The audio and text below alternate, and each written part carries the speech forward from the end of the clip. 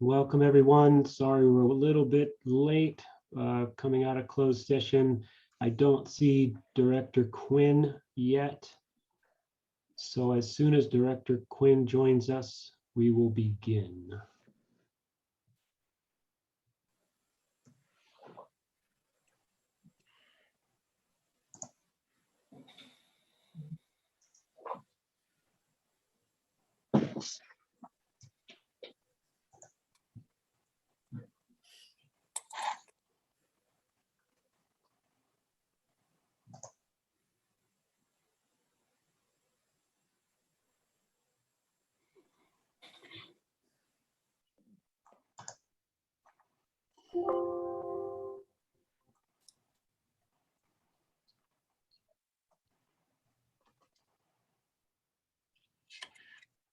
I'll just give him one more minute, then we'll start and he can join in the middle.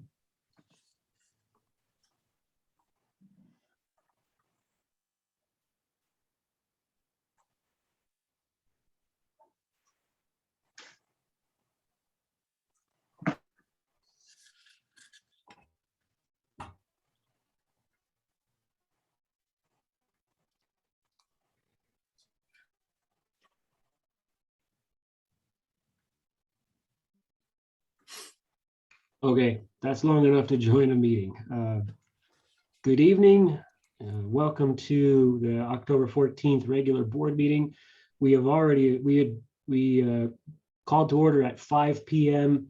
for closed session discussion about the public employee performance evaluation for the general manager. That's a public contract.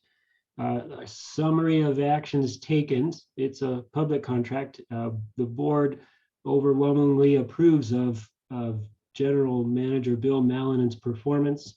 Well, we made some comments about from each of us on what we think. We had members of staff offer their comments and review. We want him to stay for certain, and we discussed maintaining status quo for his compensation package. And that's my summary. Let's all stand for the Pledge of Allegiance, please.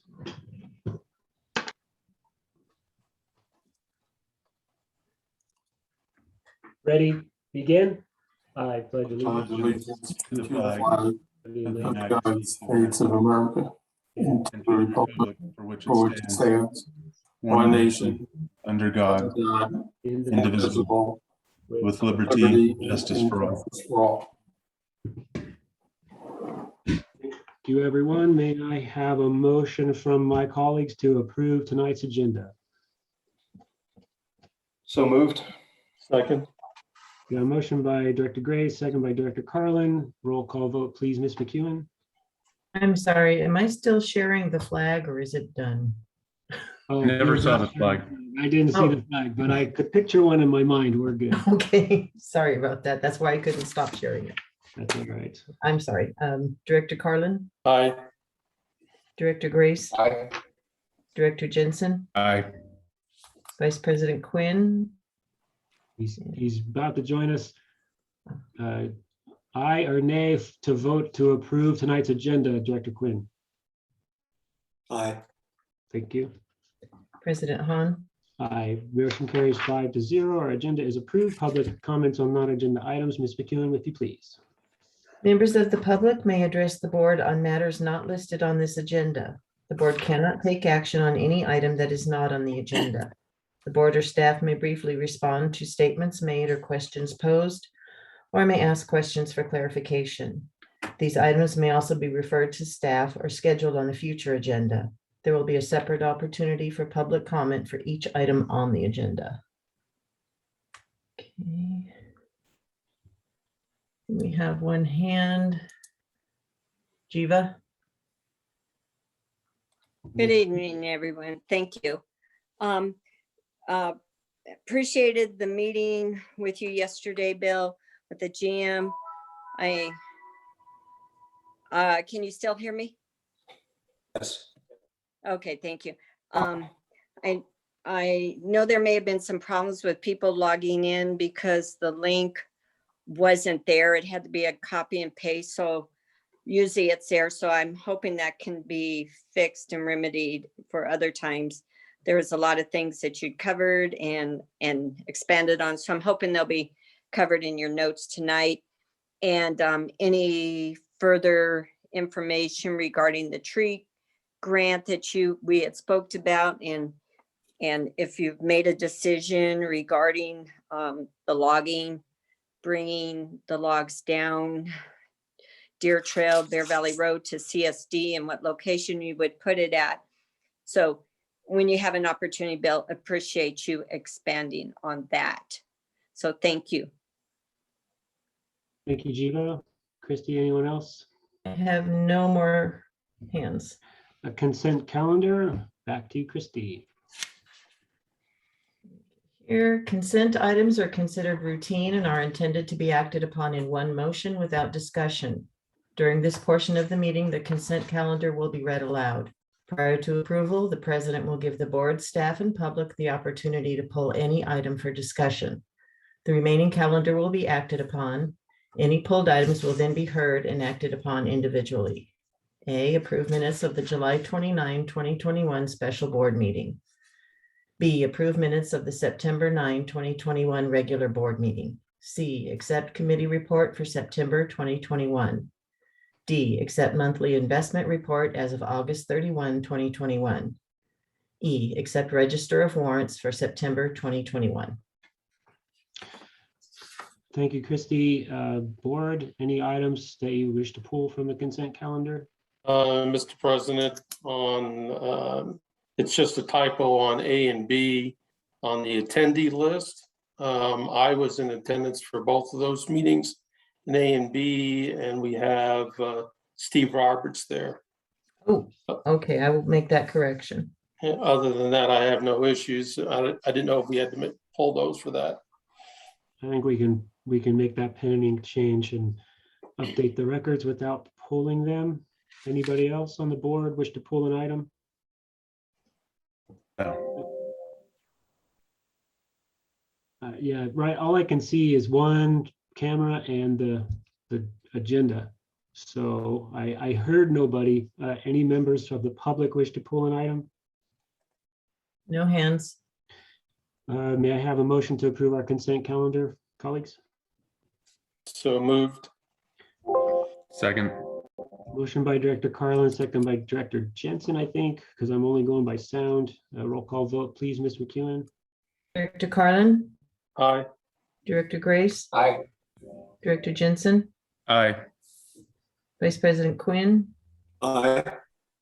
President Han. Aye, motion carries 5-0. Consent calendar is approved. Good catch on that, Jay. Appreciate it. Item 10, disclosures by the Board of Directors. Back to you, Ms. McEwen. Board members are asked to disclose any outside communications with individuals and organizations that have an action item on this agenda that pertains directly to them or their specific personal or private interests, and which communication is not included or disclosed in the agenda package, so that all interested persons have an equal opportunity to express and represent their interests. For the benefit of the recording, and since we can't see everyone, Director Carlin, I have none. Director Grace, I have none, sir. Director Jensen, None, sir. Vice President Quinn, I have none. and I have none as well. Thank you, everyone. Action items 11, number alpha is adopt resolution 21/22-13, authorizing the use of teleconferencing accessibility procedures for public meetings. And this is marked Mr. Davis. Thank you, President Han. This is an important item if we want to continue the meeting, at least remotely. So essentially what happened during the pandemic was that the governor issued an executive order that suspended certain provisions of the Brown Act requiring in-person meetings and modified the rules so that we could have what we typically call a remote meeting, but what's referred to in the Brown Act as a teleconference meeting. As the pandemic has sort of wound down a little bit, what the legislature did and the executive order expired on September 30th, the legislature replaced it with an amendment to the Brown Act by Assembly Bill AB 361. that essentially codified many of the remote practices, provided that there is a continuing emergency. So in order to utilize these remote, or what we're calling modified teleconferencing accessibility procedures, essentially a legislative body has to make findings that there is a continuing state or local emergency, and that meeting in person would potentially create health and safety risks because of that, including the need for social distancing. And while much has changed, there are still state and county emergencies in effect, and there also are directives regarding masking and social distancing that allow us to continue the practice. These findings have to be essentially readopted every 30 days. So the proposed resolution would cover the board and committee meetings for the next 30 days. And then at our next meeting, should conditions remain and should the board wish to continue to utilize these procedures instead of meeting in person, we would need to adopt an updated resolution. So this is sort of short term, but it is required for tonight's meeting and would be effective for the next 30 days. The bill also has some additional requirements not in prior Brown Act laws, as are outlined in the agenda report and the bullet points, that the public has to have the opportunity to comment in real time. You cannot simply tell the public to send comments 24 hours in advance or you'll be precluded. It has to be real time. If for some reason, and this is not beyond the realm of possibility, that we have a technical failure during our meeting, we would have to take a pause until that's corrected, so that the public who's attending remotely, as well as the directors, are able to fully participate. And then, as I already noted, periodic findings have to continue to be made in order to use this.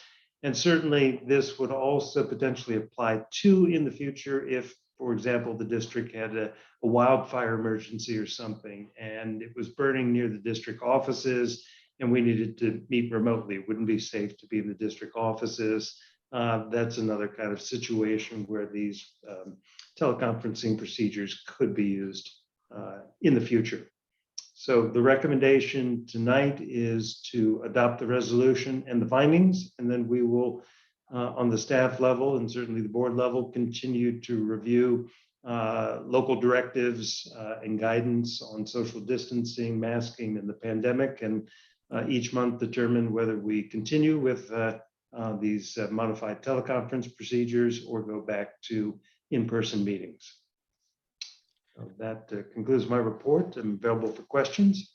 Thank you, Mr. Davis. Questions from the board, Director Carlin, I do not have any questions. Director Grace, I have none. Director Jensen. Yeah, just a couple. Are these going to require being renewed every meeting? Yes, Director Jensen, that every 30 days, Okay. essentially. So yes, since we only meet monthly, we would have to do probably a shortened version. The resolution wouldn't be as long. I'd reference other things, but essentially we have to make the continued emergency findings. Yes. And does anything in this preclude us from changing venues to a larger venue where we have the ability to do more social distancing? For the district, at any time, Director Jensen could identify a different meeting site and make potential changes to its meeting practices. Okay. Yeah. That's all. Thank you. Yeah. Thank you, Director Jensen. Vice President Quinn. No questions. And I don't have any questions. Questions from the public? Shiva? Thank you. Would that still keep the requirement that we get any email questions an hour prior to the 6 o'clock meeting? I know, it's helpful for Christy to get it before her 5 o'clock meeting, but does that still allow us, if somebody writes questions, to be read at the beginning, non-agenda items or anything else? is anything up until she starts the meeting still has to be available for her to read, or is that still a 5 o'clock drop dead time? Thank you. Yeah, no, very, very good question. Essentially, it's more of a request on staff's part, partly because of timing, and to allow people to do it, to submit those comments in advance of a meeting.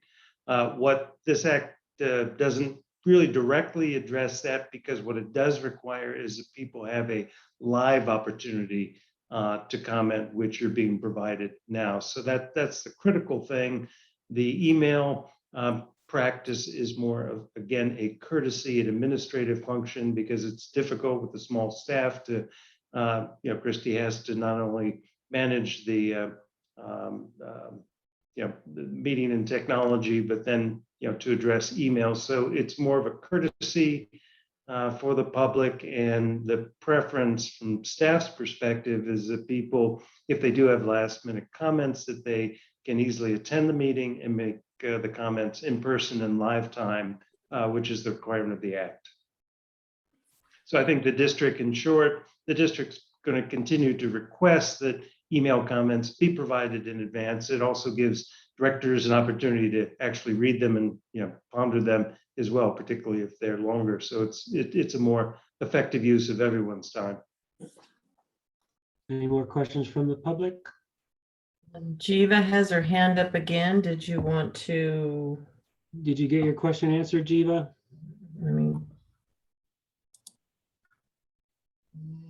Yes, Go in ahead. parts. Yes, in part. I just wanted to remind everyone, when it was talking about the availability to the public live, that a lot of people have problems getting on, or at different times I've had to go to different pieces of equipment on. So, it would be easy to send Christy a quick email from our perspective, not from hers, because I know she's managing a lot. So that was the final part of my question, to have clarified that, this regulation was to help us all be involved, but sometimes these things happen, as we know, and they can't verbally talk. And many times you've asked, well, just send the email real quick to Christy when somebody's had problems logging in. So that was the last part of my question. Thank you. Okay. Anybody else, Christy? There are no more hands. Board, could we have a motion for this, if you like?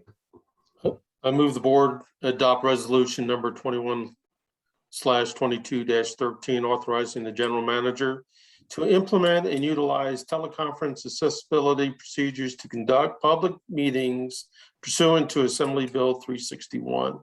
Second. Motion by Director Carlin, second by Director Quinn. Ms. McEwen. Director Carlin? Aye. Director Grace? Aye. Director Jensen? Aye. Vice President Quinn? Aye. President Han? I vote aye. Motion carries 5-0, and we'll look forward to making this every meeting. Okay, action item Bravo, appoint citizen volunteers to the Disaster Preparedness Advisory Council. Ms. McEwen. Okay, Mr. President, members of the board, the district code has established the Disaster Preparedness Advisory Council to act as an advisory body to the board of directors through the Public Safety Committee.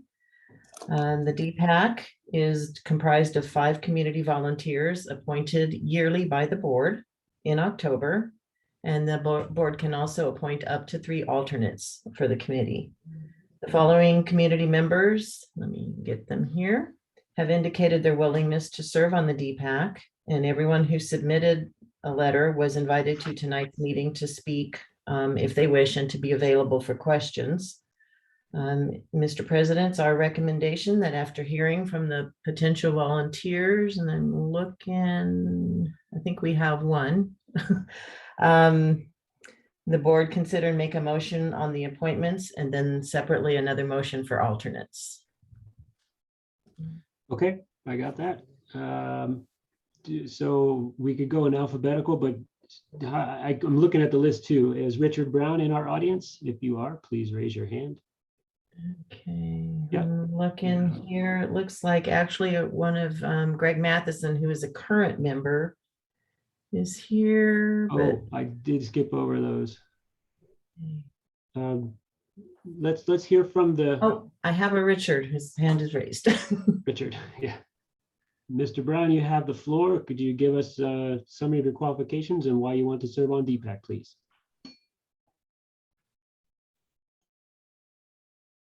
Good evening, President Hahn, and just a little bit of info. I've been living here in Bear Valley since 1999. And during that time, I have worked for, and you probably have in front of you my qualifications, but I've been an operator of the Shell oil pipelines, both oil and liquids, and preparing for leaks and spill responses. I've been an emergency incident commander, been in on the public awareness programs, working with public agencies, both police, fire, sheriff, BLM, and many more with the pipelines. Also an amateur radio operator, which can supply communications for the Valley. And in the early 2000s, I set up communications both at the CSD and the police for emergency operations. And also installed the CSD's SCADA system for remote control of all of the remote water systems. So I'm pretty familiar with the Valley. I'm familiar with the pipelines. I know how everything works and who and how to make contacts with. So I think that's it. Thank you very much, Mr. Brown. I'm going to expose you now to the board questions. We'll go in alphabetical order for our board. Director Carlin, do you have a question for Mr. Brown? No, I appreciate you serving, Mr. Brown. Actually, a great resume. I think you fit in great, and I would recommend you staying on as one of the members. Thank you. Director Grace is next. Yeah, I don't really have anything to add to that. I would say likewise, great qualifications. I was really impressed with all of the folks that showed interest here. We've got a great, as always, we've got a great group to choose from here. But I'll leave it at that. And again, thank you, Mr. Brown, for your interest. Thank you. Thank you, Director Grace. Director Jensen.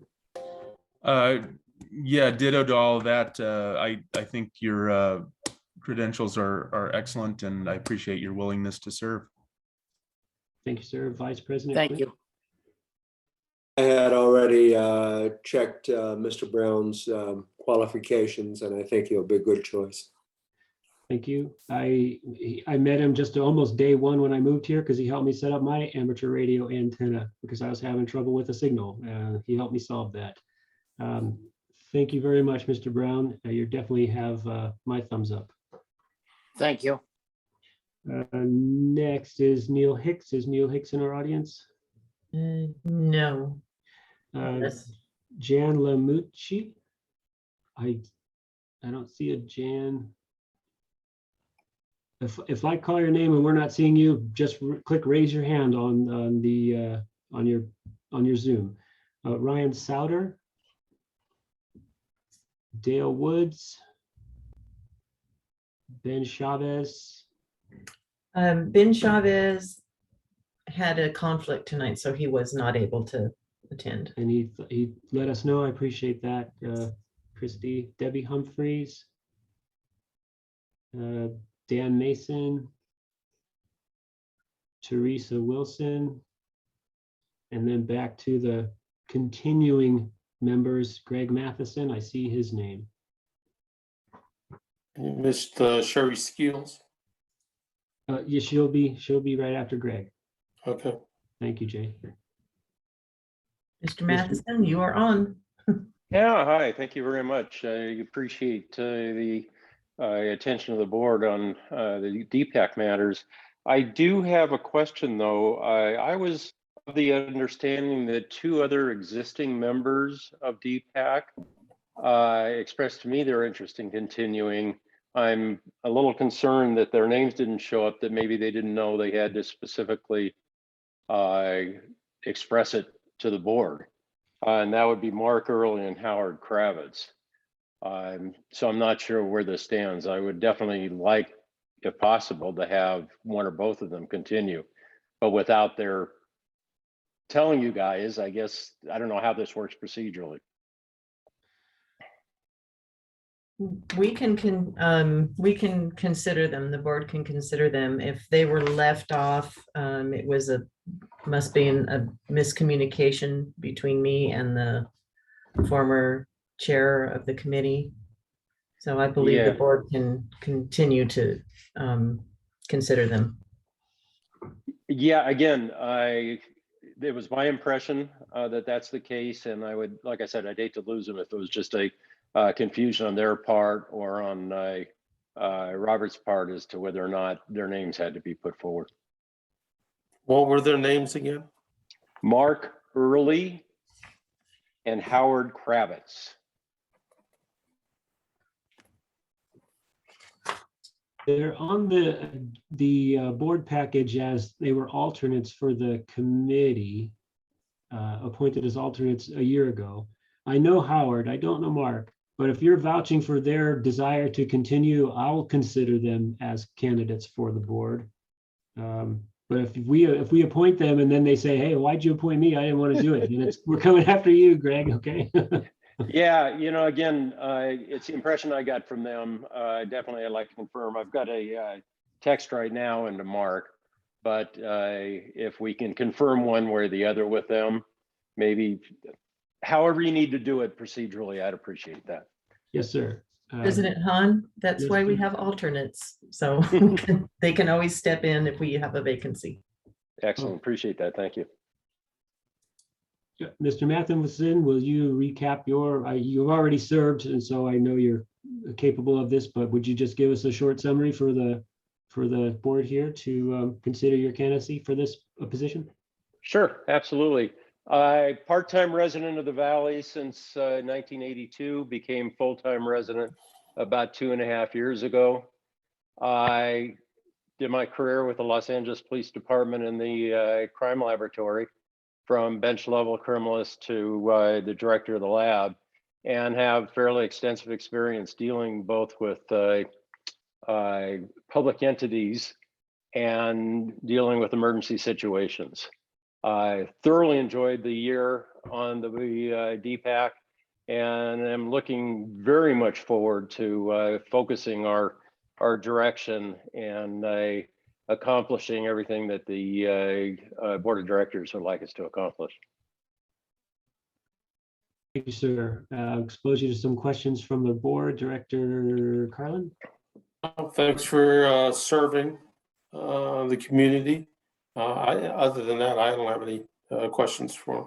Appreciate that. Director Grace?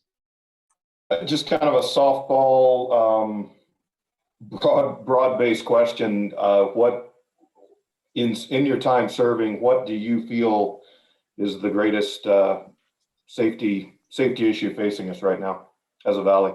Well, it's definitely the wildfire issue and evacuation, or maybe not the need to evacuate. I think that we need to have the residents educated, and part of that is having a good solid plan for them to see. And in my opinion, doesn't have to require evacuation from the valley, only if necessary. So I think we've got a lot of possibilities here. We need to clean up the operation with what egress routes actually exist, as opposed to the variety of ideas that people have had over the years, and get that issue behind us so we can move on to other things. Right. That's a great answer. Thank you. Thank you for your service with LAPD. As a longtime resident of that city, I appreciate your service, and thank you for your service to the Valley. Great, thank you. Director Jensen? Good evening, sir. You mentioned accomplishments. What would you hope to accomplish in the next series of DPAC meetings that weren't able to be accomplished in the last ones that you were involved with? Well, again, going back to focusing the actions of the committee, the last year I learned more about this valley than I had in the previous 30 years of my involvement with it, and I'm very much appreciative of that. But I also feel that many of our activities were too broad. And I'd really like to get DPAC in line and get the wildfire plans either more, brought up to date or finalized, so we can get the community understanding what is and isn't an issue. Thank you, sir.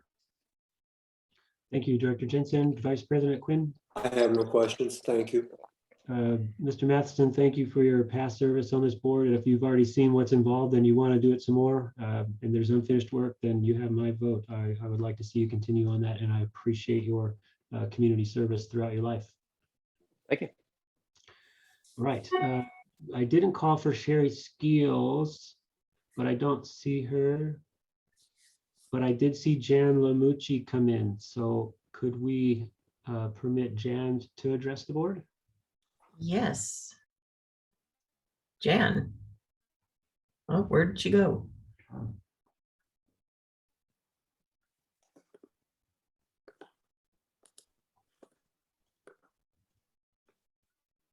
I don't see her anymore now. She disappeared. If she pops back in, I would like to hear from Jan. Okay. Is anyone on the list for DPAC that we haven't heard from? Please click the raise hand button. And if anyone knows Jan has her cell number, text her and say, hey, get back in here. We want to hear from you.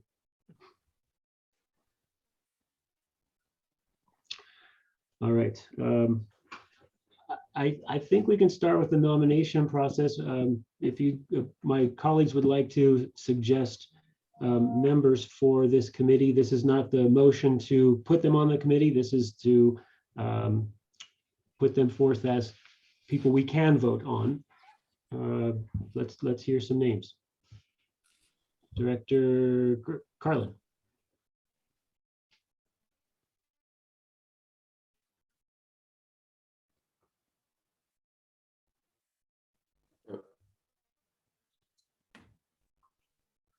Director Quinn, Director Jensen, anybody? You're talking about just listing the people that we want to consider. Is that what you're saying? Yes. Would you like me to start? Yes, please go. Anybody? You were muted, Jay. Oh, okay, I'm sorry. Greg Matheson, Sherry Skeels, Howard Kravitz, Mark Early, and Richard Brown. Alternates? I have those as well, if you want. Ben Chavez, Debbie Humphreys, and missing somebody.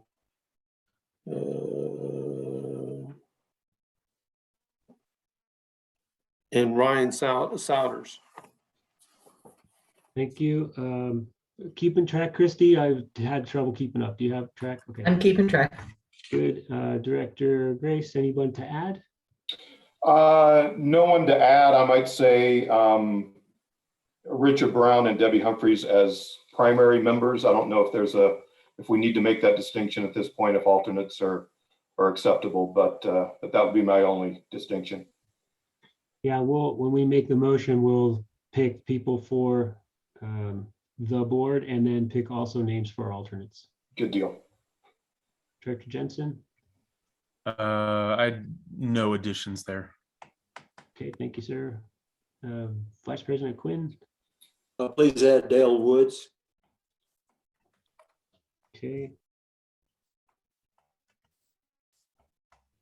And I like the list as it is. And I have the names Greg Matheson, Sherry Skeels, Howard Kravitz, Mark Early, Dick Brown, Ben Chavez, Ryan Souder, Dale Woods, and Debbie Humphreys. Do you concur, Christy? That's what I have. Distinguished colleagues, may I hear a motion? Do you want to do these separately, do on the board and then alternates, or does somebody want to make a motion for both sections of people? I'll entertain either way. It would be easier to do them separately. Okay. Board, let's hear a motion to put people on the DPAC. I move that the board, go ahead. I'm sorry. I only heard one person, Jay.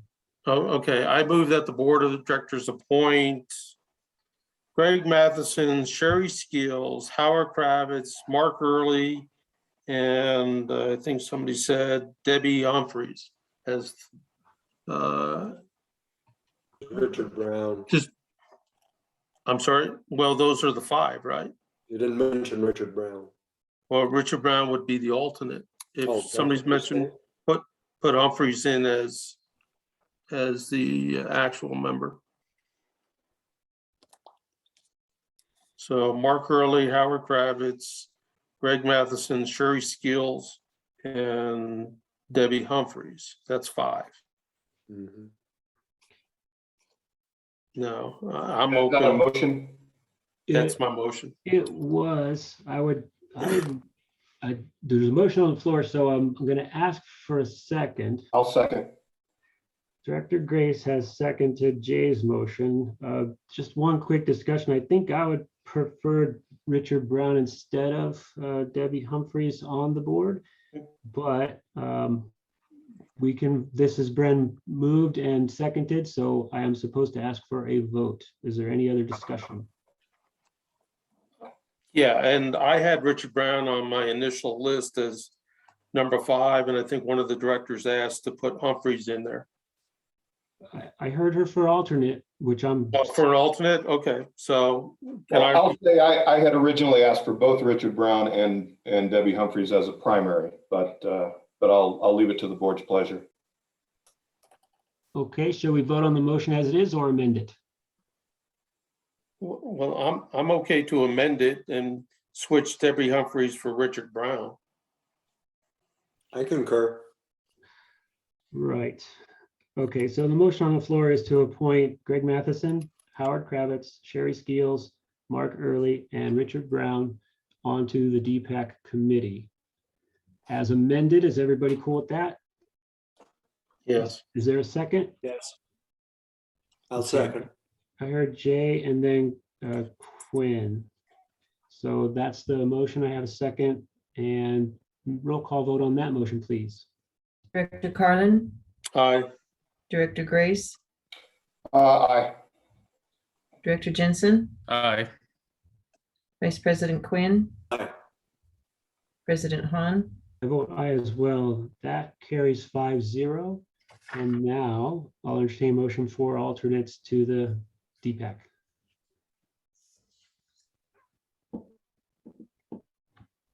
I move that the board of directors appoint Dale Woods, Ryan Souter, and Debbie Humphreys as alternate citizen volunteers to the Disaster Preparedness Advisory Council. Second. I have a motion by Director Quinn, a second by Director Carlin. Roll call vote, please, Ms. McEwen. Director Carlin, Aye.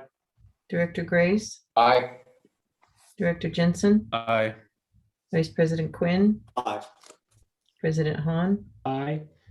Motion carries 5-0. Congratulations to the volunteers and thank you for your willingness to serve.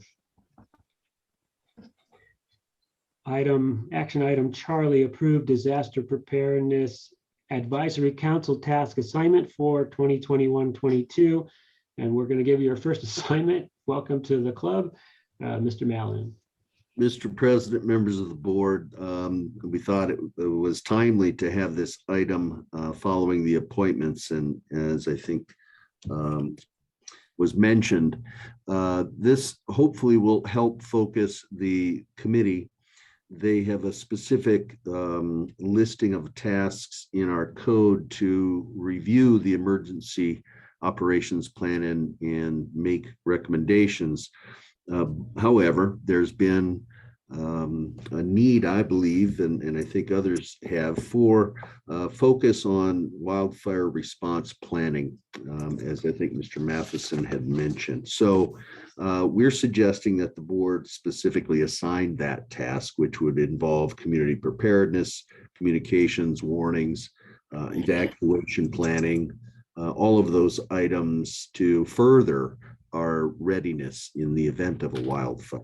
So we would suggest the recommended motion would be to assign them to research and begin development of a wildfire response plan. All right, thank you, Mr. Mallon. Questions from the board, Director Carlin, I do not have any. Director Grace. No questions, just to echo Mr. Matheson's comment. This is the principal, well, we've got a lot of issues in the valley, but from a public safety standpoint, probably the largest issue that we have facing us. So very important work and very important focus. Thank you, sir. Director Jensen. No questions. Vice President Quinn. No questions. Thank you. Yeah, no questions. Let's put them to work.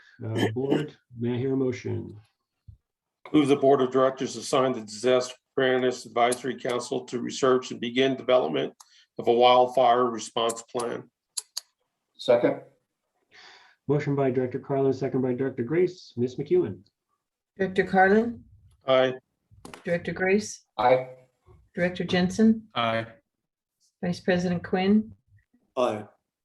President Hahn. Aye, motion carries 5-0. Thank you all for your willingness to take on that very important task. Action item Delta, authorize the general manager to execute a contract with Alcorn Fence Company in the amount of $64,721 for phase 3 of guardrail replacement on 4 sections of Deertrail Drive. Mr. Mallon, please. Mr. President, members of the board, this is our third year now in replacing guardrails, pretty much all of which were original equipment with the district formation. So in this particular case, we have 4 areas for replacement. We put it out to bid and received a bid from Alcorn Fence. It was our only bid, but it also is less than we had expected in our budget. I would note there are a couple of areas where we had identified, and in some cases our residents had identified, that we would benefit and improve safety if we made some minor extensions. So we had included those in this to, again, make as much improvements as we can afford to do at this time. So we would recommend the motion authorizing the general manager to execute a contract with Alcorn Fence for the amount of $64,721. Thank you, sir. Questions from the board, Director Carlin. Yeah, Bill, I actually do have a question. When we list something for bid and we only get one response, are we putting it out to the right draw of contractors that could actually do this work, or have we reached out to others to get at least a second or a third bid? Not per se. We posted on the bluebook.com. We actually emailed it to additional contractors, and Alcorn, you may recall, did the work in prior years. So I don't have the answer about why others may not have bid, but we don't make a secondary effort in a bid process like that. And had we gotten no bids, we probably had greater flexibility to go out and try to negotiate something with a contractor. Okay, no, I'm just curious, when you only get one, at least, we can't even compare apples to apples, to see if we're actually getting a reasonable price for the services being rendered, even though it is under the allotted budgeted amount. Just a comment. Thank you, sir. Director Grace. Bill, what's the timing for this? Is this going to be work that's done? I would certainly hope before the snow starts to fall. I believe so. I would defer to Daniel if he had some specifics on that in conversations with these folks. Yeah, I would expect it before the end of the year, hopefully before any weather. I can't guarantee that it would be done. Thank you, Daniel. Yes, sir. Appreciate that, sir. Director Jensen. No questions. Thank you, sir. Vice President Quinn. I guess I have a question probably for Daniel more than Bill, but with reference to guardrail ID 54, the the picture of the current guardrail going downhill. The butt end, the uphill end of that existing guardrail appears to be newish. So was that a partial replacement, do we know, or why? Some of the others look pretty mangled, but this one looks like something you'd see in new construction. Am I wrong about that, Daniel? No, sir, you're correct. That was actually replaced in 2019. But the scope of work, whoever did the contract, it wasn't long enough. So it should have been a lot longer.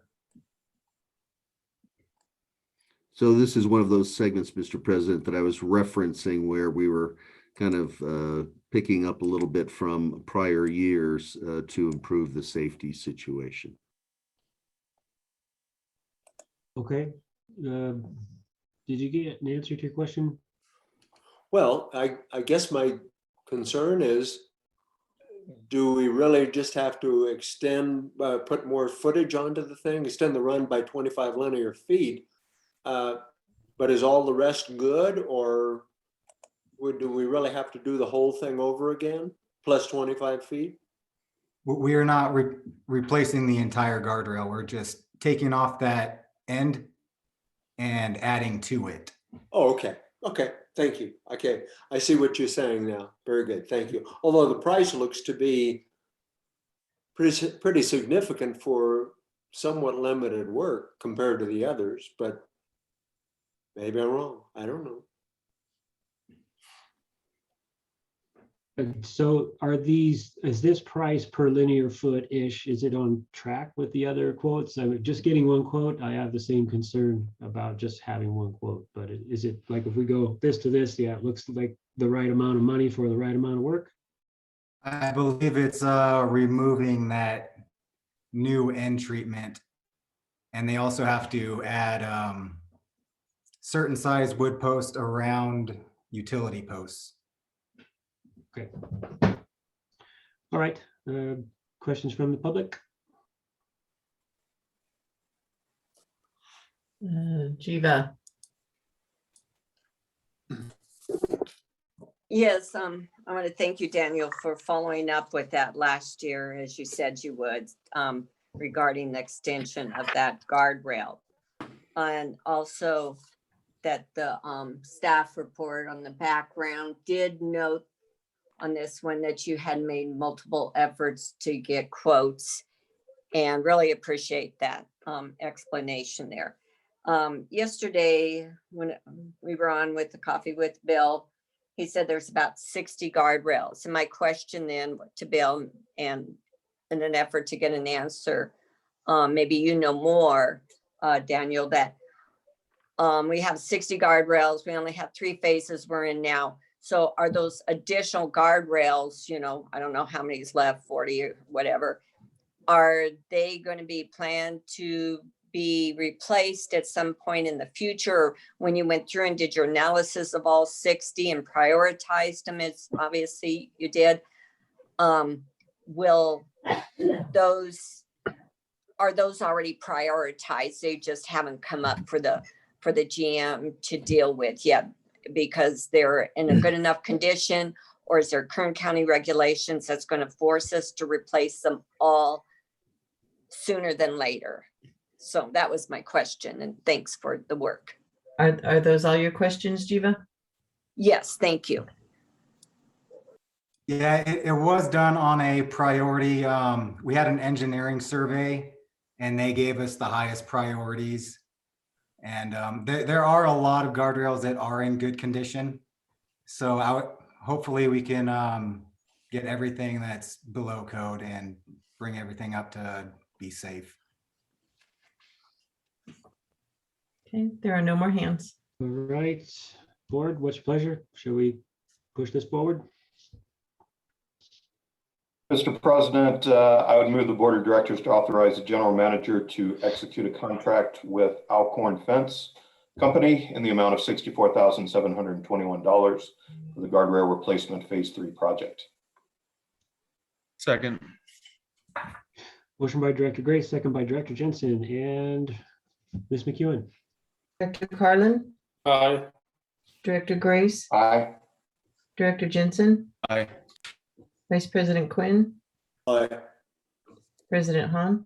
Aye. Motion carries 5-0. Action item Echo, adopt resolution 21/22-14, designating older versions of street signs as surplus property and authorizing their disposal by a sale or auction.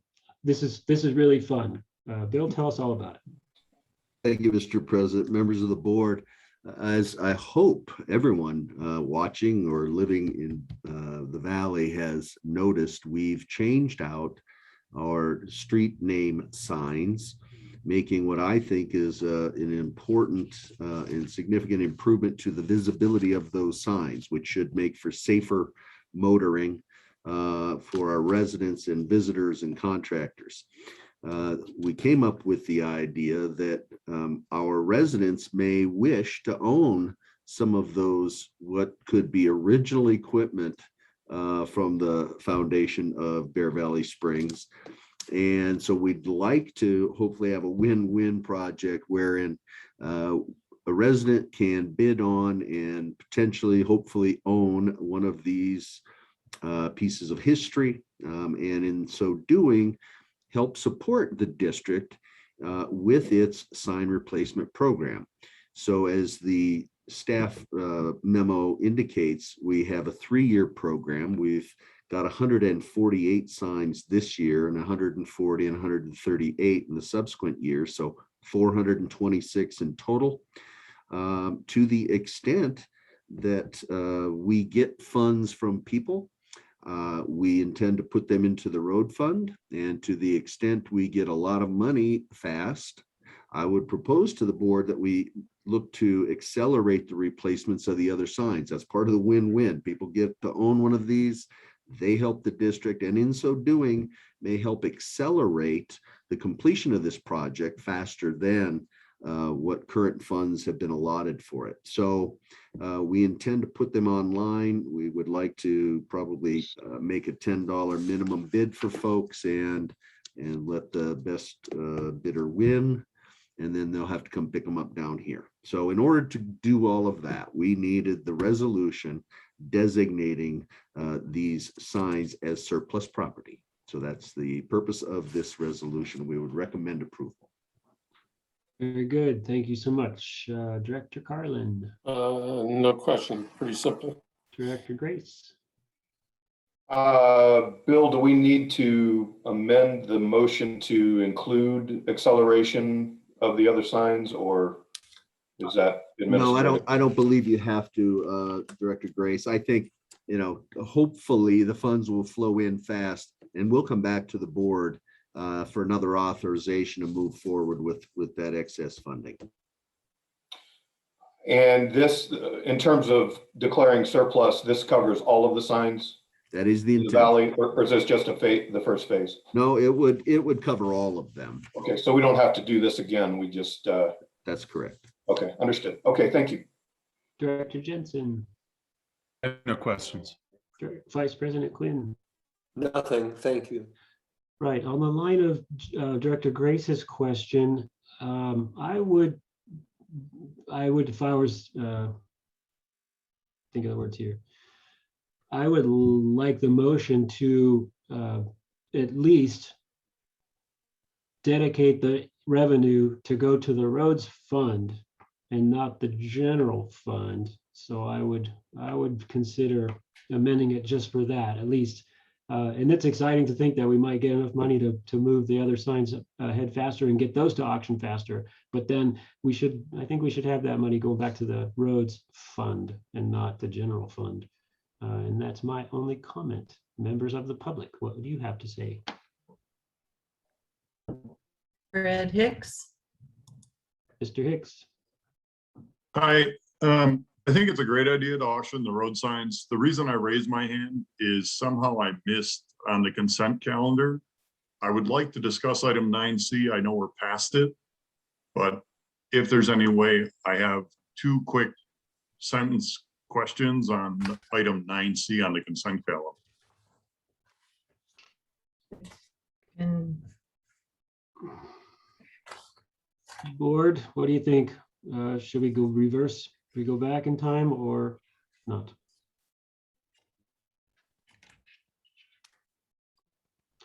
Fred, I'm just going to make the call. Would you mind emailing us your concerns on the consent calendar? And then we'll have a look, and because I'd like to know what your concerns are, but I don't want to hold the meeting up for that, okay? I'm fine to email. Because they're just consent items. Anybody? Yeah, else? it's fine with that.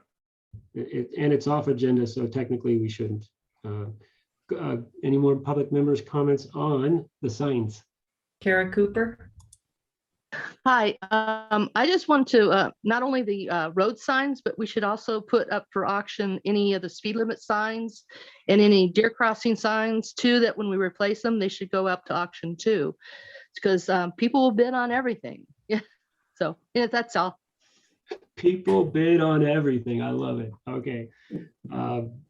This does not limit us from auctioning off those signs, but we're only declaring at this motion, we're only declaring the street signs, the street name signs as surplus. We would have to have probably a different motion to declare the rest of the signs as surplus. Thank you for that comment. Any more members of the public? Jiva. Jiba.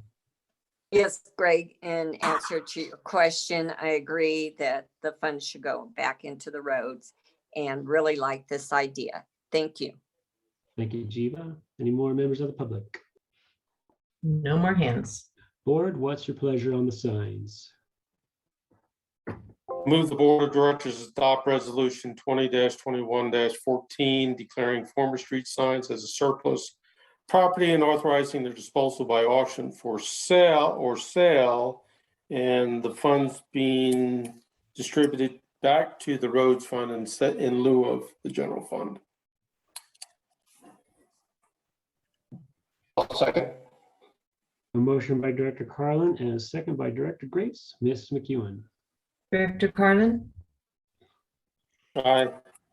Director Grace. Aye. Director Jensen. Aye. Vice President Quinn. Aye. President Han. Aye. Motion carries 5-0. I can't wait to start bidding. And nobody look up where I live and jack the price of my sign up. Action item Foxtrot, accept and approve 5-year capital improvement plan for water, wastewater, and solid waste divisions. Mr. Mallon. President, members of the board, as you may recall, when we had the water rate study adopted, we subsequently had the board approve the 5-year capital plan that was included in that study. What we are asking is for similar action for the wastewater and the solid waste capital projects improvement plans. We intend to also come back. We're hopeful to get the water, but it is more complicated.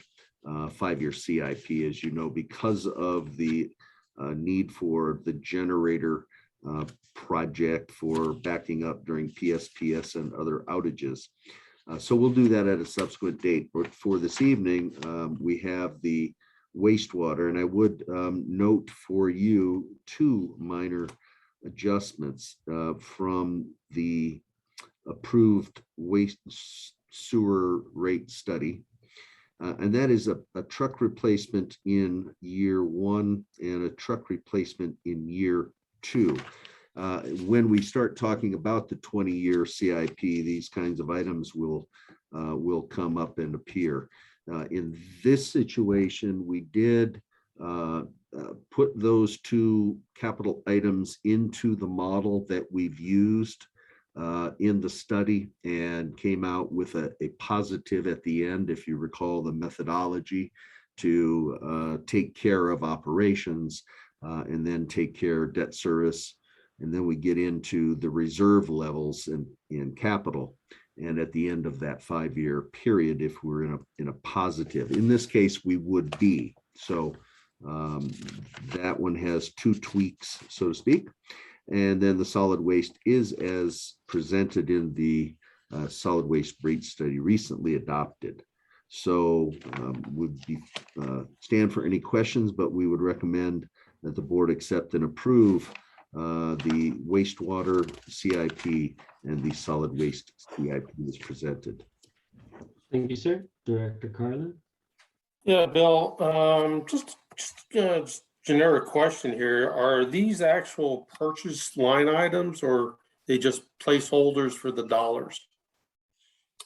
I guess they are, for starters, placeholders. We then have to make sure they've been incorporated into our budget, but at least we have some guidelines as to what we're expecting to be budgeting for and or approving. To the extent we're moving forward with a large project, we come to the board, we explain what the project is funding wise and so on. So I hope that answers your question. It doesn't immediately just authorize the purchase. We'll be going through the steps to acquire property. And what's the time frame to start the process, or at least get the first one off the shelf? That would be a question I would direct to Mr. Wiggins, but I don't believe he's available this evening. But I would hope that staff would get these things underway, putting them out to bid or utilizing Sourcewell as a resource. Yeah, my recommendation would actually at least to put a deadline on it, so we have something to shoot for, so it just doesn't get out in the cloud somewhere. Thank you. Director Grace. I had nothing to add, sir. Thank you. Director Jensen. I think my question might be similar to Mr. Carlin's. So large purchases in this plan, like vehicles, they're still going to have to come up to the board individually for approval? Yeah, to the extent they're maybe below my authority, then we can proceed. We still have procurement procedures to follow, but once it exceeds my authority, then yes, it comes to the board. Yes, thank you. Vice President Quinn. Questions? I liked Charles' question because this isn't tacit approval to go out and spend all this money. This is a proactive plan of how we expect we may have to spend our money. So I like being proactive rather than reactive. Members of the public. Rita. Yes, thank you. The 2 trucks replacements, you're estimating, I assume that's one truck is less than 30,000, another truck is less than 30,000, despite what's going on in the economy right now. But also, how many vehicles are dedicated to wastewater? Are they all dedicated or are they shared with other departments? And then how many are really needed? Because it looks like on the 20-year SIP, there's for diesel. So how many vehicles are required for the wastewater plant? When I also question that is a lower area. It's not like it's going up in all the roads doing everything else. It's just wastewater that services the lower area of the valley and the smaller one. So how many vehicles are really required for that tasking? Thank you. Jason, I saw you unmute. Do you want to chime in here? No more hands. Yeah, I can answer. Right now, wastewater currently has 3 vehicles. One is a Toyota Highlander hybrid, 2008, I believe, which currently has I believe 198,000 miles on it. Secondary is we have a Toyota Tacoma pickup truck that has 208,000 miles on it. And finally, we have a 2004 Ford F-350 diesel. The diesel, we agree with the GM. We don't need all the big diesels, all the big trucks as the roads department. We don't go up in the hills, but we do have a hydrojetting unit that weighs approximately 10,000 pounds loaded, and that is kind of our main workhorse. With it, it has a winch and all that for crane to remove different pumps, do maintenance and stuff. So the truck we're initially looking to replace would be the Tacoma pickup truck. It is highly abused and wore out, and we're looking to replace it with something similar on those lines. Not necessarily, we don't want to replace it with a big diesel. It wouldn't make sense for that. They do all get their use. We're constantly going to Bakersfield. So that's why we're looking for a truck that will be more practical, more fuel efficient and stuff like that. Perhaps like a Colorado, or at the biggest, I would say a half ton. We're not looking at anything extravagant. Down the road, the diesel mentioned would be replacement of that 04, purely because it's reaching its life expectancy also. And that's, one of the benefits of that rating plan that we've been working on for vehicle replacement. It all kind of falls under that. Thank you, Mr. Parks. And to Jiva's point, 30 grand is barely half a truck. So good point. No, and understandable, but we have been doing research and we feel confident that at that price we can replace for the needs that we need. Absolutely, those bigger trucks, 30 grand would not cover it, but we do feel comfortable with that estimate, and we'll go from there. All right, thank you, sir. Any more public comment? Ed Hicks. Thank you. I appreciate the 5-year plan. On Jason's comments, I had 2 questions. One is either the Toyota Tacoma or the Toyota Highlander 4-wheel drive. And the second comment is I'd like to reiterate what Jason said of the fact that these vehicles are used to go to Bakersfield to drop off lab samples. That's, I think, one of the reasons they have such high mileage and why they're so necessary compared to a diesel going down and back and forth to Bakersfield. But I am curious if either one of the 2 lower mileage vehicles are looked at as 4-wheel drive. So during the winter, if they need to go down, there is a vehicle that can do it. Yes. All the district vehicles are 4-wheel drive. The Highlander, I stretch it saying 4-wheel drive. It is all-wheel drive. It's not the best vehicle in the snow, but yes, we Bear Valley's been really good at knowing their weather conditions and what would be practical. So yes, all of our vehicles are 4-wheel drive. Appreciate the comments, Mr. Hicks, and thank you, Jason. Board, what's your pleasure? I move the board of directors accept and approve the 5-year capital improvement plans for the wastewater and solid waste divisions. Second. Have a motion by Vice President Quinn and a second by Director Carlin. Ms. McEwen. Director Carlin. Aye. Director Grace. Aye. Director Jensen. Aye. Vice President Quinn. Aye. President Han. Aye. Motion carries 5-0. Action item Gulf, authorize the general manager to execute various documents and agreements related to employee group health benefits through the district's insurance broker.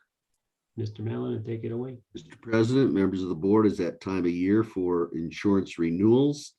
We have had the opportunity to meet with the insurance broker to go over what level of increase to be expected.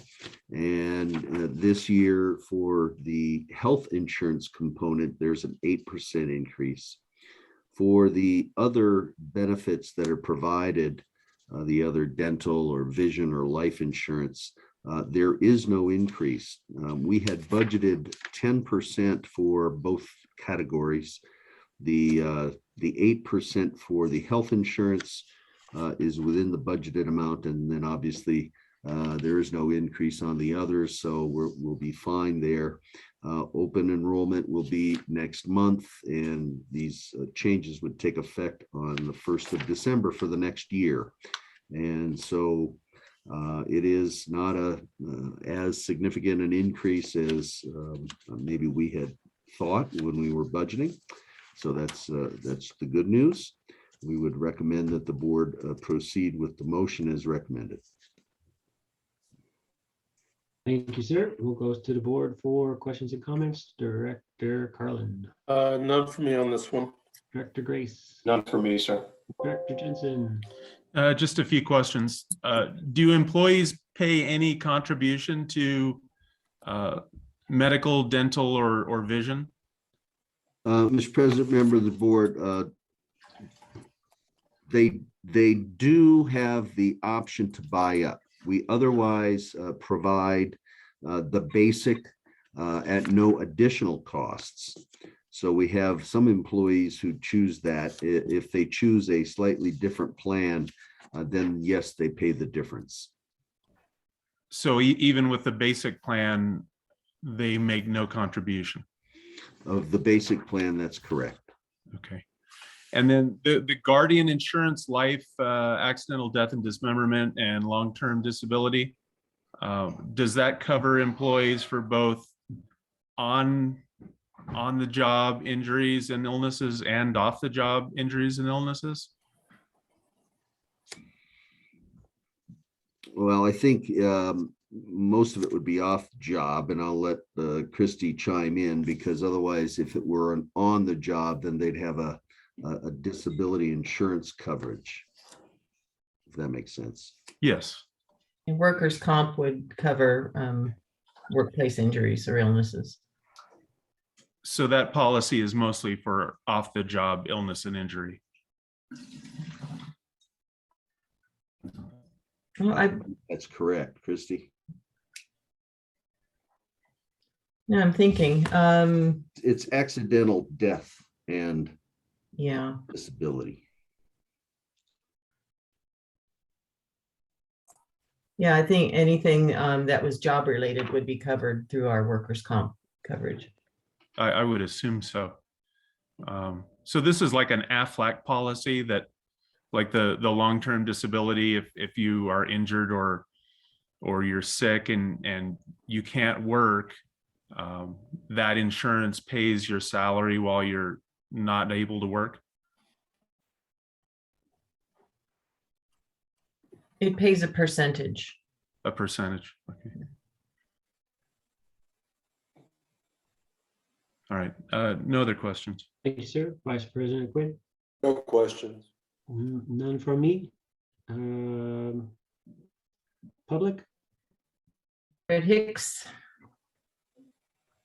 Oh, I think going back to Director Jensen's question, the Guardian life, accidental death, and long-term disability, I think that's in there because I don't know if district employees pay into Social Security. If they do not, typically that coverage is there because they do not pay into Social Security and they need coverage. For the record, Mr. President, members of the board, we are participants in Social Security. Okay, thank you for clearing that up. But I think we're ready for a vote, if the board pleases. I move the Board of Directors authorize the general manager to execute various documents and agreements related to employee group health benefits to the district's insurance broker as specified in the staff report, and implement the renewals for the coming benefit year. Second. Motion by Director Carlin, second by Vice President Quinn. Ms. McEwen. Director Carlin, Aye. Director Grace, Aye. Director Jensen, No. Vice President Quinn, Aye. President Han. Aye, motion carries 4-1 with Director Jensen in dissent. Item hotel, vote on proposed California Special Districts Association bylaws updates. I have Ms. McEwen next to this one. Try to make this a little bit bigger here. Okay. Mr. President, members of the board, we, the district, are longtime members of, oops, wrong staff report, sorry. We're longtime members of the California Special Districts Association. It is a not-for-profit association formed to promote good governance and improve local services.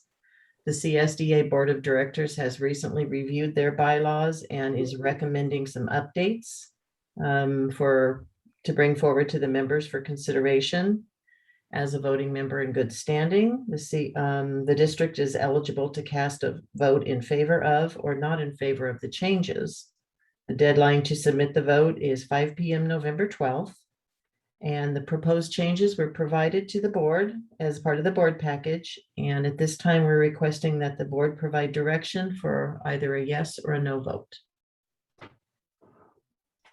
Thank you, Christy. Comments from the board, Director Carlin? No questions. Director Grace, None for me, sir. Director Jensen, None, sir. Vice President Quinn, None. none for me. Anything from the public? No hands. Board? Let's have a motion. Move the Board of Directors vote yes on the proposed California Special Districts Association CSDA bylaw updates. Second. Motion by Director Carlin, second by Director Jensen, I think it was. Ms. McEwen? Okay. Director Carlin, Aye. Director Grace, Aye. Director Jensen, Aye. Vice President Quinn, Aye. President Han. Aye, motion carries 5-0. Item India, cancel and reschedule November 11th, 2021 regular board meeting. Ms. McEwen. Okay, this actually, I will defer at the end to our district council because he is suggesting a better way to make the motion. But the gist of it is our November board meeting falls on Veterans Day. That's the second Thursday of the month, and that's a federal holiday. The following Thursday coincides with some staff training. The Thursday after that is another federal holiday, which is Thanksgiving. So we are recommending that I believe it's adjourn the November 11th meeting to November 10th, but I will hand it over to Mr. Davis for the motion wording. Mr. Davis. Yeah, thank you, Christy. President, I'm members of the board. What I recommended to staff, I wasn't aware of this until the agenda already came out, is that rather than cancel and designate this other meeting as a special board meeting, because there are potential limitations on actions that can be taken in a special meeting, and because there's advance notice here, the option would be to adjourn this meeting to November 10th, so that that meeting is also a regular board meeting. So you would move that this meeting be adjourned to November 10th, and the meeting scheduled for November 11th be canceled. In the future, another option too to consider, because this can happen, particularly on with the Veterans Day on certain years, is that the district code establishes by resolution our meeting dates. So a lot of agencies each year take a look at the calendar, and if there are conflicts with meeting dates, particularly Thanksgivings or Christmases or other types of holidays, you move it at that time in the resolution. So just something we may want to consider in the future, and you adopt an annual meeting resolution at the start of the year. But for now, because we're past that, I would just suggest that we adjourn as recommended. Thank you, Mr. Davis. Director Carlin? Director Grace? Nothing, sir.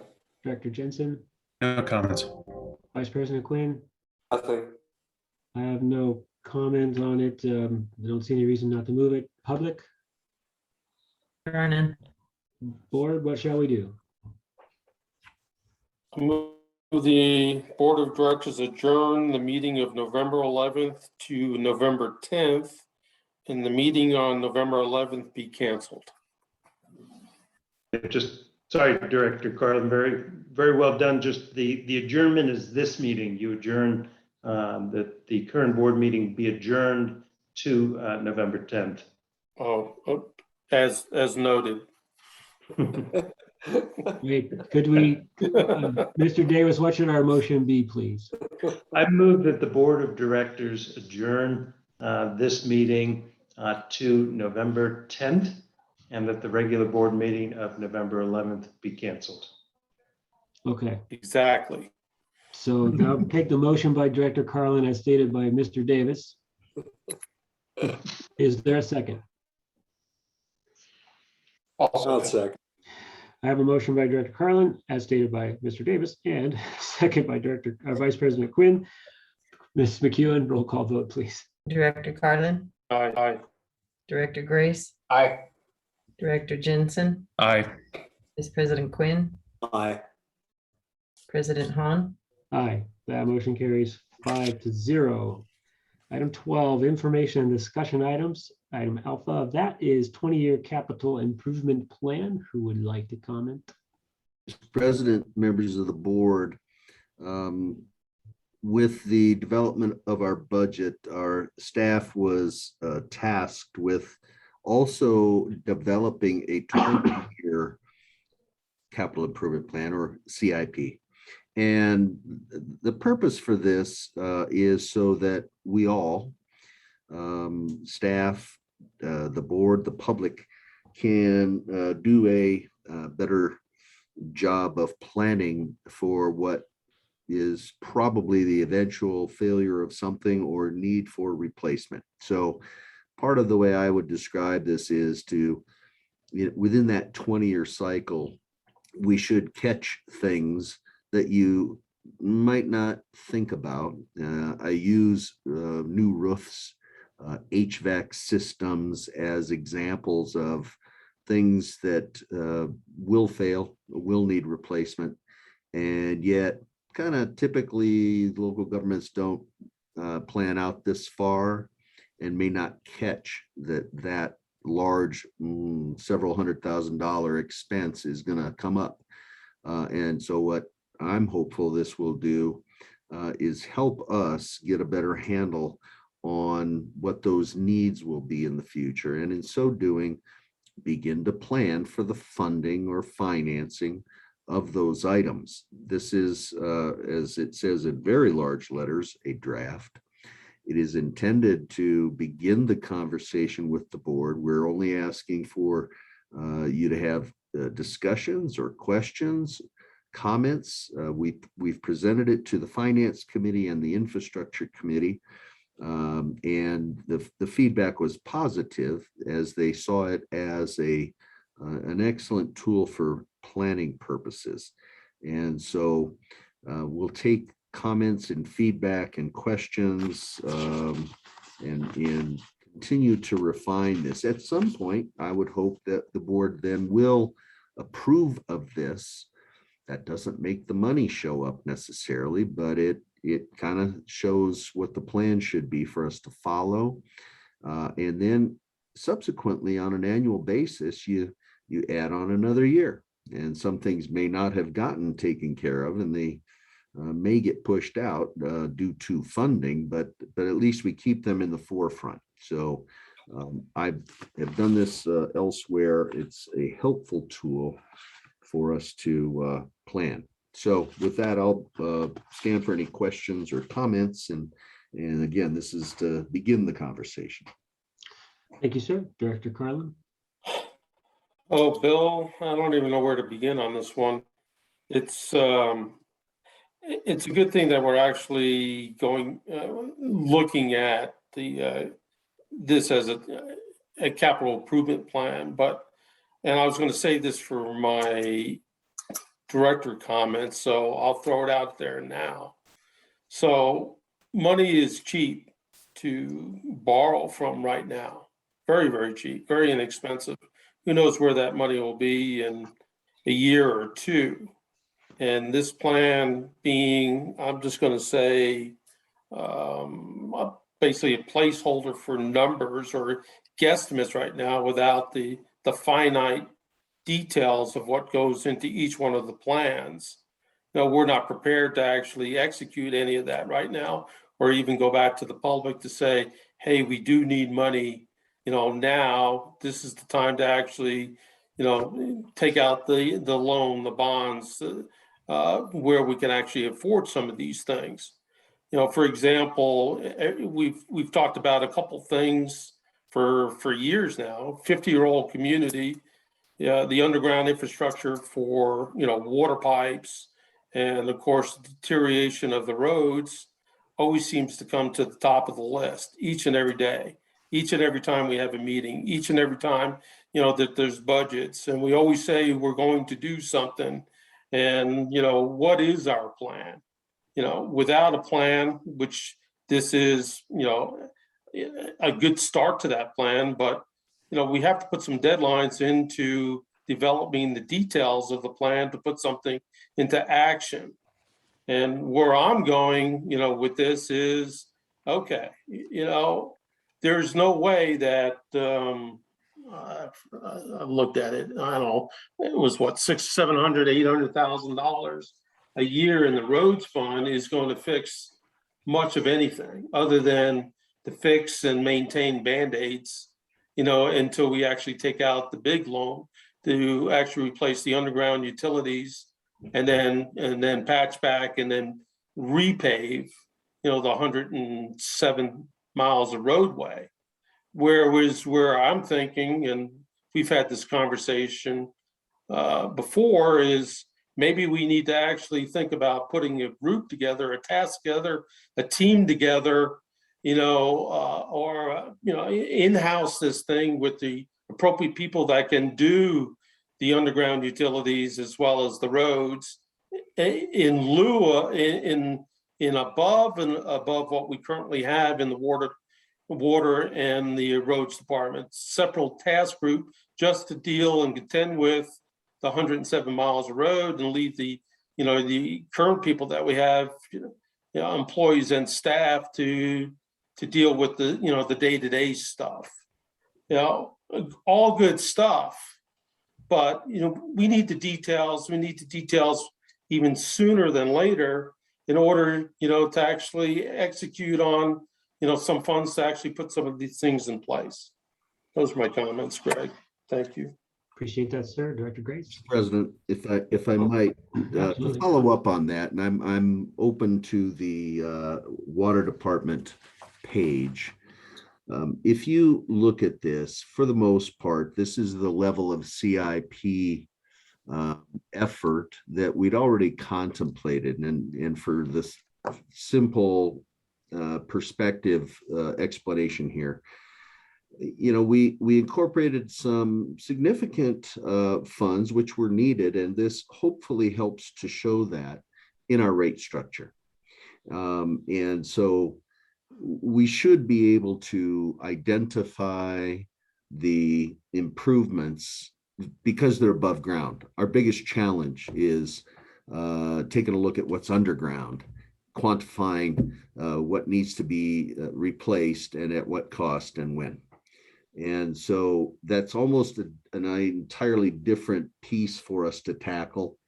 Roads may be somewhat similar, with the exception of its current funding is far different than the water enterprise because of the rate adjustment that the board approved.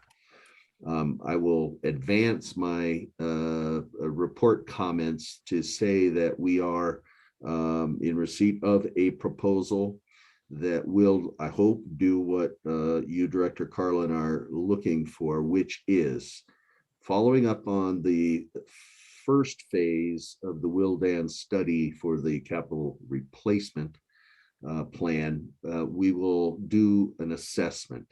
That's where we begin to identify, quantify, monetize how much work to get done, and they will be doing that in a 20-year period also, so that hopefully we'll begin to see what that means, because I think that's where above some of these normal things that are occurring, that's the big issue, the problem, if you will. We, I think, have a set assumption that all of the service lines from the main to a water meter need to be replaced. That's where we get the lion's share of our breaks. But I think there are likely mains that should be replaced also. And so we would look to prioritize those. We're going to get that, and I believe we already have, to our infrastructure committee and back to you at your November meeting to take into consideration. So we're taking those steps with Transtech Engineering to begin that exercise and that process of identifying the big stuff. Director Carlin. I get what you're saying, Bill. I think, I think we all know that a 50-year-old structure that has a life expectancy of somewhere around 35 to 40 is already failing and has been failing. And you already said that I would go under the assumption that we're replacing everything at 50 years anyway. And I'm not so sure that we need to spend so much more money to have another survey or another group to investigate what we need or what we don't need. I think we just need to just move forward that, hey, you know what? It's the main and the laterals and the valves. And as we're digging and replacing, if we don't have to replace the valve, you know what? We got to win. But, 100 plus miles is not going to take, a day to complete. We're probably talking, and I'm guessing here, probably what, to make it reasonably affordable to our people here, somewhere in excess of 5+ years to complete. But, do we have to have somebody else to come in and tell us what we already know, that basically our underground infrastructure is failing? I don't think so. No. But, we could argue it's a moot point. Thank you, sir. Director Grace. I had no questions, just a couple of comments. Absolutely appreciate Director Carlin's comments. We do need to tackle this issue and do need to get drilled down on specifics. As Bill said, we did look at this at both Finance Committee and Infrastructure Committee, and it's definitely a planning tool. I mean, it is ever changing. As Director Carlin mentioned, with interest rates, it's ever changing. There's bound to be something on this list or many things that we haven't thought about. So it is changing, and it's intended to be kind of a broad approach. But I think it's the first step to accomplish what Director Carlin is calling out, and what we all know is the elephant in the room. So if we look at it that way as a first step and prioritize moving forward on water and roads, I think this is a step in the right direction. That's all I'll say. Director Jensen.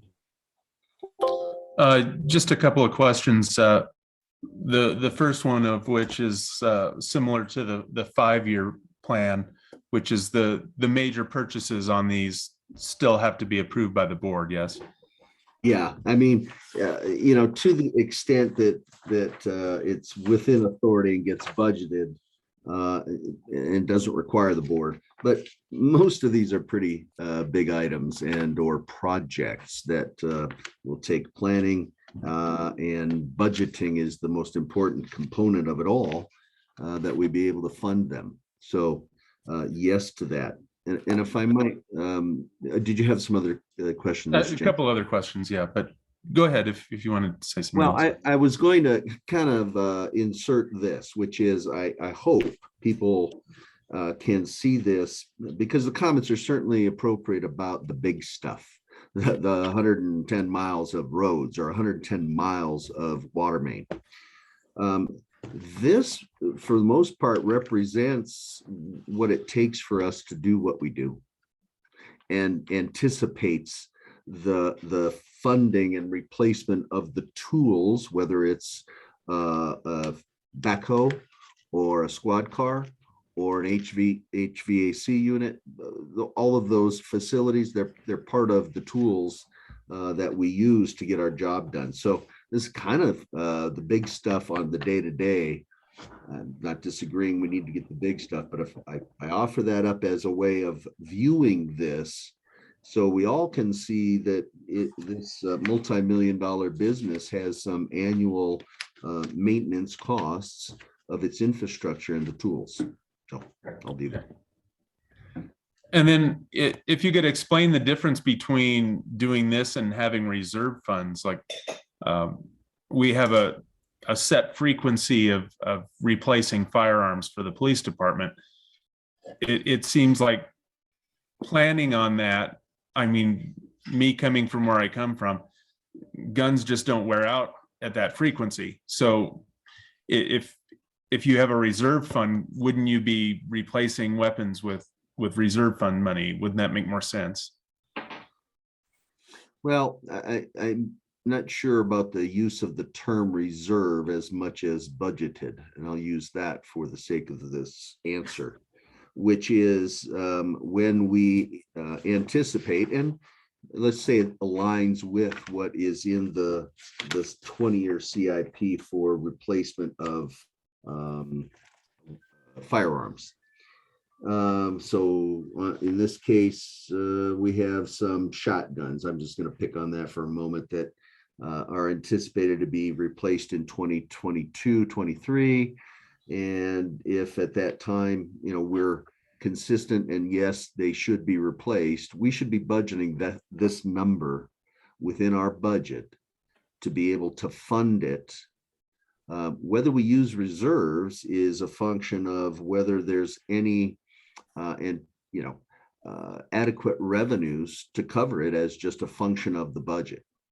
And again, we utilize reserves, if you will, when they're in excess of our policy and we have some one-time capital purchases. So it is conceivable that we have a balanced budget. We've taken all the capital and then we prioritize those things that we would use excess reserve fund balance and fund them that way. So in answer, it could be a yes, but in actuality, hopefully, we would be able to have a budget with enough revenues over our expenses to just put this in. So then when an expenditure isn't necessary, then what happens to that money that was budgeted? Well, because it was not utilized, it doesn't go anywhere, if you will. You may, all things being equal in that case, and we didn't spend $1,200, we may have $1,200 more in the fund balance than we would have planned. Everything absolutely the same, then yeah, you'd see a slight uptick of that amount in the general fund reserve, general fund balance. Okay. And then my last question is on the roads section there. The roads assessment that we pay consistently collects about 1.1 million a year, but it looks like we're only allowing for much less than that, like 600, 700,000 a year. Where are the rest of those funds going? Well, when that road assessment was initially established at its current level of $340, that was 1996. I've tried to use the example that, back 25 years ago, 80% of that money went to fixing the roads and 20% went to, and these for everybody, it's an example. It's not the number. 80% was fixing the roads or contracting to fix the roads. 20% was the operations. I think, after 25 years, it now takes 80% of those dollars, because it's just a fixed amount for the last 25 years, to run everything, and leaves us less available to fix things.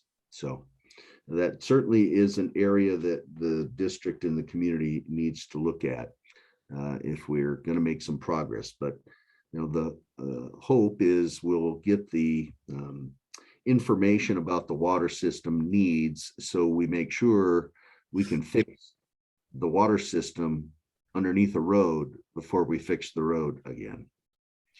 Okay.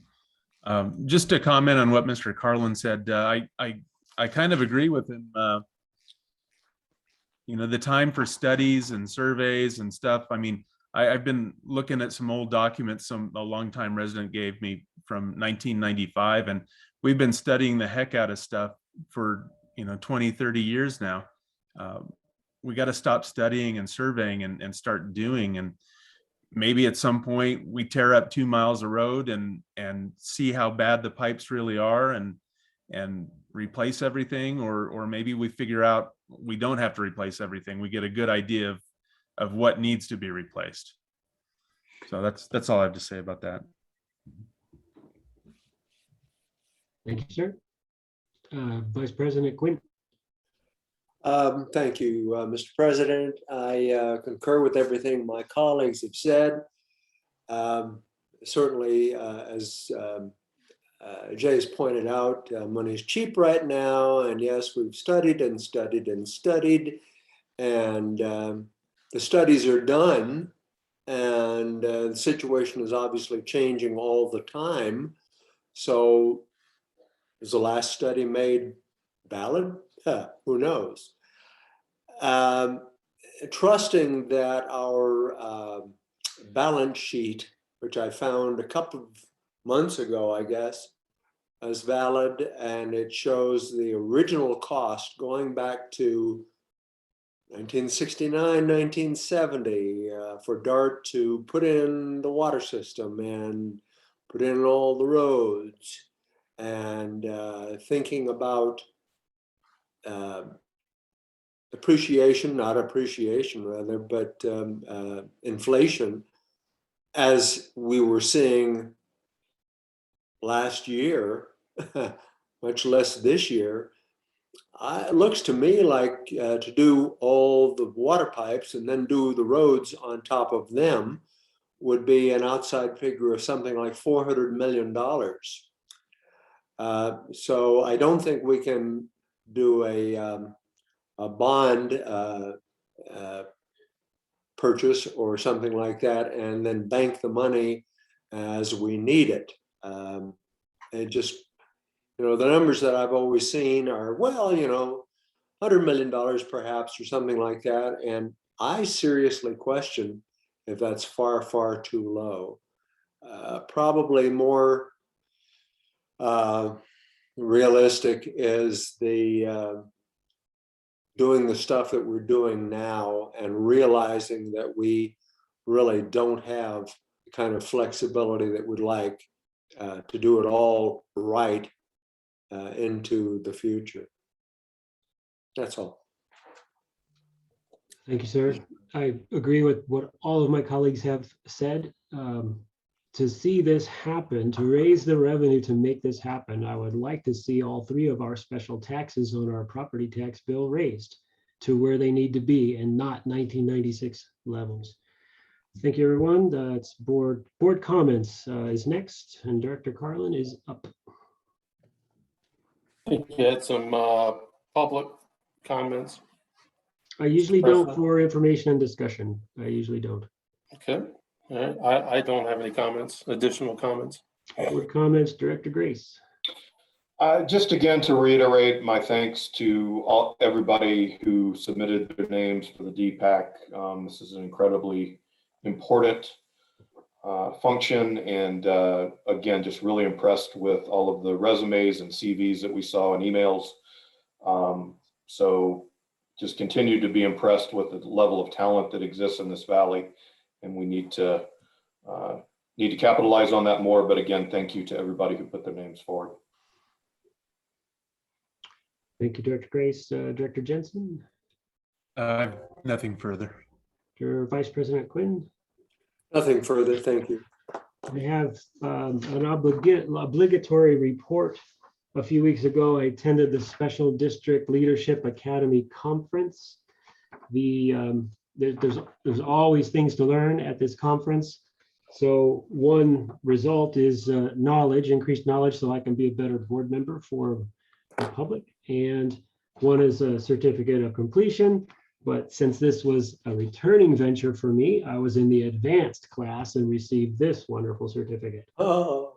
So there are, you know that our CSD has attained a general manager of the distinction. We have our transparency certificate from the Special District Leadership Foundation. We have our Special District Governance certificate, and we're missing one thing. What we're missing is the red one, which is District of Distinction. The only thing that we're missing to attain this District of Distinction, and honestly, out of the 3,500 California special districts, very few districts have this. I would love for us to show how dedicated we are to doing a good job. To get this District of Distinction award, what needs to happen is all board members need to have 6 hours, just 6 hours, of training from SDLF, and you can do it online. Of course, I'm calling you all out because I've already done 6 hours. So I hope I can coax my colleagues into getting us the District of Distinction badge. And those are my board comments. And that takes us to staff reports, department heads, finance, Mr. Jones. Thank you, President Hahn. The item before you is the finance activity report for period 2, or the month of August 2021. I don't have anything significant to point out, but I'm available for any questions you may have. Director Carlin. Nope. Thank you, Hamid. No questions from me. Director Grace.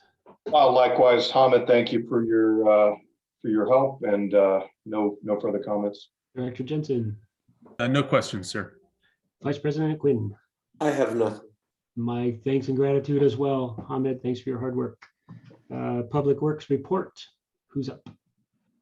I'll take that for starters, Mr. President. You have our report.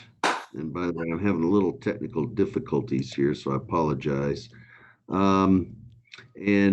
stand for any questions you may have. Thank you, sir. Director Carlin. No, great progress. Thank you. Director Grace. The signs look great. I neglected to mention that earlier when we were talking about the surplus. So yeah, signs are great. Let's get them all up. Director Jensen. Are you still setting up a leak list? I haven't gotten one. Yes, that is updated regularly. Okay. Has anyone considered, when there's a leak, maybe marking the pavement where the leak is, just so the public knows that it's already been reported or something like that? That's a good idea. We'll talk about that. I know we certainly want to refer people to the list because we post on the website so that they might see if in fact we've ID'd it. But if you just put a spot of paint on it, sounds like a good idea to me. Okay, thanks. Nothing else. Good idea. Sounds like a good idea to me too. Thank you, Charles. Vice President Quinn. I can also say that the street sign changes are looking very good. It's a good move. And I'm pleased to say that my postal station is finally about to be rehabbed.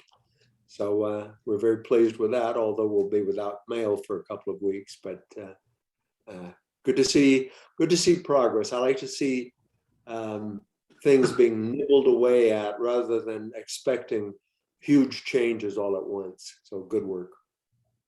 Thank you, Director Quinn. I have no comments for Public Works. You guys work hard and appreciate it a lot. Public Safety report, probably Chief Kermode. Good evening, President Hahn and board members. You do have the August Public Safety report in front of you. To expand on it a little bit, it does mention 3 traffic collisions for the month. One of them was a single vehicle off of Skyline into a tree.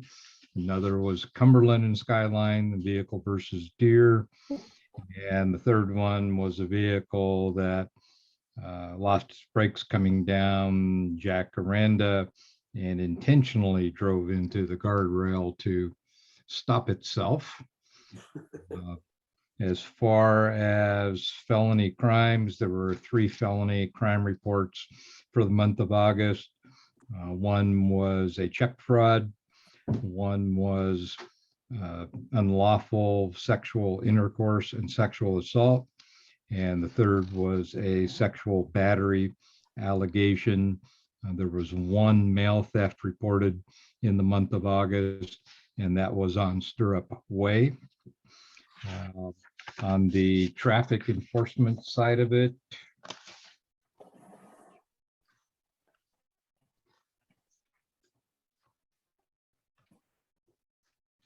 there were 2 citations for speed. There were 5 citations for passing the stop school buses with the lights flashing.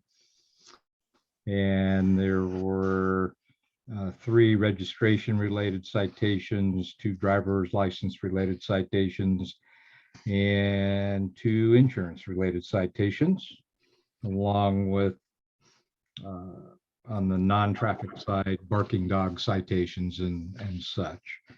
And I will also call out National Night Out that occurred on August 3rd at Cub Lake. It was a successful event as the first one pre-COVID or post-COVID, if we can call it that. And another thing I'd like to call your attention to is that on the August 13th, we had a meeting at the Whiting Center. It involved Bear Valley PD, California Fish and Game, the BVSA Rangers, BVSA supervisors. We had a fish and game biologist in attendance, a fish and game warden, and a fish and game volunteer. And the purpose of the meeting was to kind of talk in depth about the wildlife issues, the leaving food and water out for the wild animals, and what that does, especially in light of the disease that's being passed among the deer. We also talked about the issues involving the bears and the mountain lions. And one of the things that we want to try and embark on is a partnership with Fish and Game, where each of our officers spends a little time with Fish and Game, learning how to safely haze the wildlife, haze the bears, to get the bears to move off from populated areas without injuring the animals. Mammoth Lakes PD had a very successful program, and we think that's important both for our human safety and for the wildlife safety. So I think it was a very productive meeting, getting all of the major players on the same page, and knowing that if we need a fish and game warden, they're probably an hour to 90 minutes away. So the PD and with the assistance of the association rangers are going to be the front line on any of those wildlife issues till a warden can actually get here. So with that, I'll leave it to the board for questions. Thank you, Chief. Director Carlin. Thank you, Chief, and your department for keeping us safe. Director Grace. No additional comments. Just thank you, Chief, for your service and that of all your staff. Director Jensen. I have no questions. Yes, sir. Director Quinn. No questions. Thank you, Chief. Many thanks, Chief, to you and your staff. One quick comment this morning. I saw a broke down waste management double trailer on Cumberland Hill. It was tough to get around because he was blocking a whole lane. And when I got to the top of the hill, there was Sergeant Hurst keeping everyone safe. So thanks to him for that, especially. Right. Thanks, sir. Public Safety General Counsel report. No further report this evening, Mr. President. Thank you. Director Carlin, General Counsel. Nothing. Director Grace. Nothing, sir. Director Jensen. Nothing, sir. Vice President Quinn. And nada from me. Thank you for your service to our community. General Manager report, Mr. Malinan. Mr. President, members of the board, update on the tree grant project. They are supposed to be getting back to work. However, they've been, as you know, away to avoid any risk of starting a fire with their activities when it was hot and dry. So they're expecting to be coming back. We will need to finalize our plans, and this is in response to Jiva's question about Log's decision. No decision yet. However, it appears we're not going to be able to do chipping up at the site where the logs are currently being staged, and we can't chip up there. So they're going to have to come down off the mountain. I envision, and we're going to see if this works the best, but I envision using the wastewater treatment plant site to chip and actually to accommodate chips.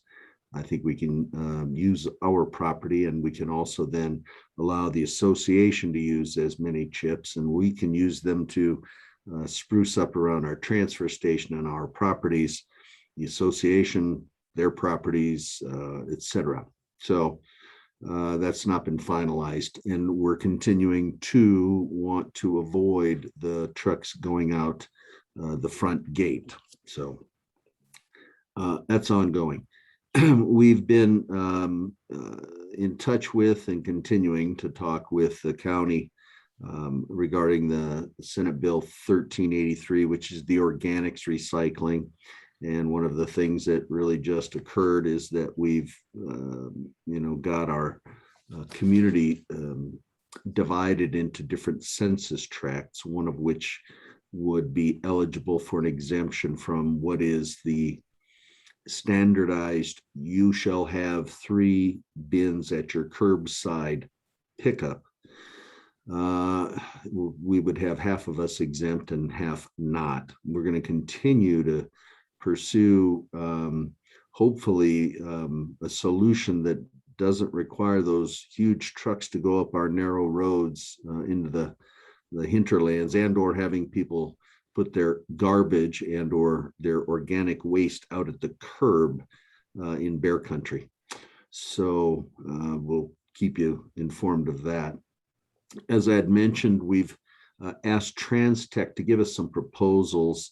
One is for what I would maybe phrase as the phase 2 of the prior report, where we had the inventory. Now there's an assessment and some prioritization of what to do next. I heard the comments.